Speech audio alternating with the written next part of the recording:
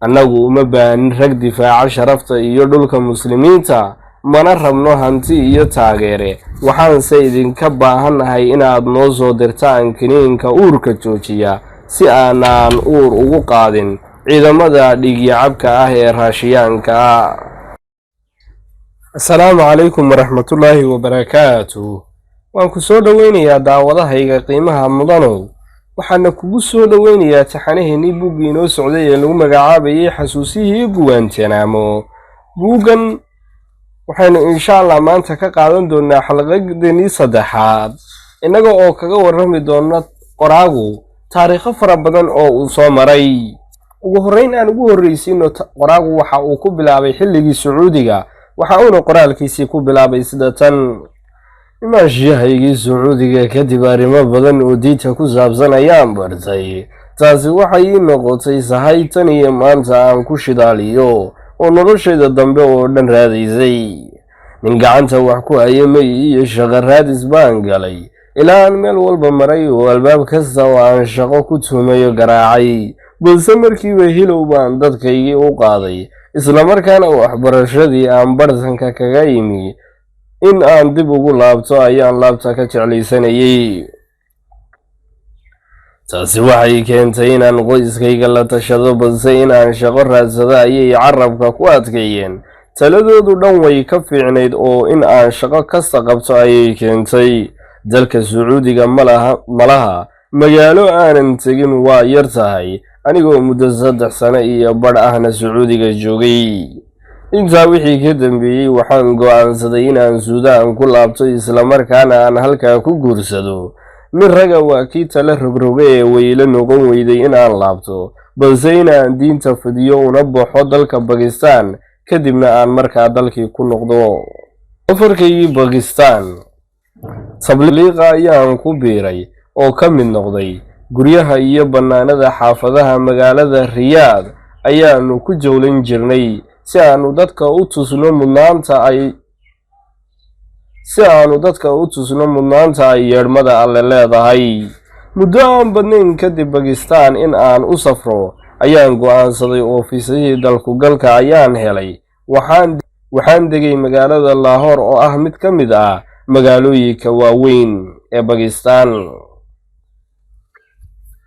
dalkan aan imid waxa ay qadartu in maleegiiso waxba kama ogi. hanti waxaan sitaa xogaagii yaraa ee aan rabay inaan ku guursado marka aan dalkii dib ugu noqdo. judhiba waxaan dabin u galay tagsiilihii iga soo qaaday madaarka iyo ninkii lahaa hoteelkii aan degay. si kale ma ahee markii aan madaarka Lahore ka soo degay sidii nin magaalada kala garanaya ayaan albaabka si kalsooni leh uga soo baxay. taasi waxay iga ahayd inaan qariibnimada la iga dareemin oo aan la idagin. digtoonaantu qadarka waxba kama tarto. madaarka dibaddiisa waxaan ka helay tagsiile. aniga iyo isaguba waanu isfahmi kari weynay maadaama aanan garanaynin afka ingiriisiga iyo afkiisaba.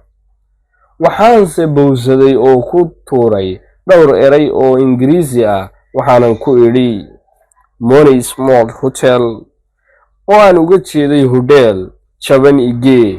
inuu ifahmay ujeedkayga baan xaqiiqsaday.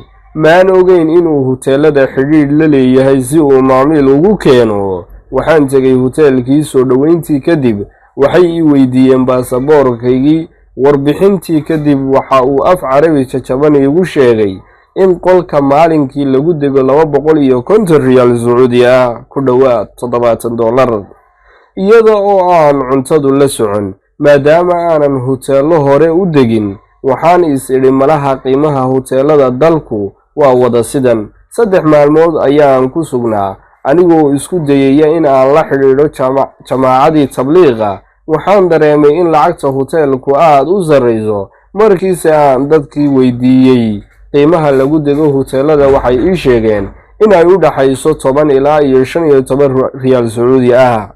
yaab iyo amakaag ayay igu noqotay.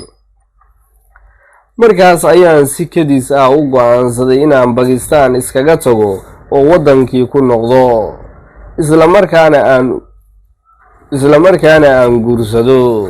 balse qadarta ayaa arrin kale ila damacsanayd oo qorshahaygaasi waa shaqayn waayey. waxaa qornayd mid ka mid ah masaajidada in aan nin af carabi ku hadlaya isku baranno. waxaan uga warramay wixii igu dhacay iyo sida aan u rabo fidinta dacwadda. si dhegmo leh markii uu ii dhegaystay ayuu igu yidhi, haddii aad rabtid in aad dacwadda fidisid waxaad tagtaa Afghanistan, halkaasaa looga baahi badan yahay. waxaan ku idhi fiisihii aan ku geli lahaa. isagoo dhoolla caddaynaya ayuu igu yidhi, hawshaasi way fududahay. cabbaar kadib gaadhi rakaabsaday ayaannu kornay oo waxaannu soconno oo degaamo badan dhaafnay ayaannu magaalo xadka Bakistaan iyo Afghanistan ku taalla oo la dhaho Kuwait ayaannu soo galnay. la dejiyay guri dadka martida ah loogu talagalay. deegaankaas intii aan joogay waxyaabo badan oo la yaab ah ayaan ku arkay. wax kale ma ahee waa dad gacmaha iyo luguhuba ay go'an yihiin oo madaxana nabaro iyo dhaawac ka gaadheen. sudhiiba meeshu inay cisbitaal tahay ayaan u maleeyey, balse gadaal ayaan ka ogaaday inay tahay xarun daalibaanku isugu ururiyaan dadka dhaawaca ah si cisbitaalada loogu kala qaybiyo. gudubkii Afghanistan maalmo yar ayaan joogay deegaanka. intaa kadibna waxaa yimi gawaadhida xamuulka si ay annaga iyo dadkii dhaawaca ka soo kabtay u qaadaan. markiiba magaalada Qunduz oo dhacda waqooyiga Afghanistan islamarkaana masaafo 1 kiiloomitir ah noo jirta ayuu afka saaray. safar dheer oo aan ku raaxaystay ayuu ahaa. jidku waxay ahayd mar aanu buur fuulayno iyo mar aanu taagag iyo dooxooyin ku soo hoobanaynay. mar waxaad arkaysaa cagaarga dooxooyinka iyo taagaga, mar kale waxaa ku muuqanaya beeraha rumaanka, tiinka iyo khudaarta kale baxday. doc kalena waxaa kugu dhacaysa laydh macaan, waxaana ku saaqaysa hawo udgoon. roob aan kala go'ayn ayaa dareenkaaga xadantaynaya oo xiise hor leh kashaada ku beeraya.